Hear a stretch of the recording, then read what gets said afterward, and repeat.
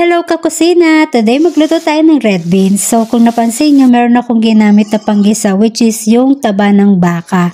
And then nagisa ako ng sibuyas, nilagyan ko ng salt, black pepper, sugar yung sibuyas, sinunod ko yung bawang, bell pepper, bay leaves, cinnamon stick, chili, paprika, turmeric powder, cumin powder. And then igisa lang natin at isunod na natin yung ating fresh tomato puree. At pakulaan mo lang ng konti. Isunod mo na tong pre-cook na red kidney beans. And then maglagay lang tayo ng tubig, pakuluan hanggang sa lumambot yung ating red kidney beans. At kapag malambot na, ilagay na natin yung patatas. At palambutin lang yung patatas at isunod na natin tong parsley na chop at mayroon ka ng masarap na ulam. Pwede rin naman pang merienda. Bye!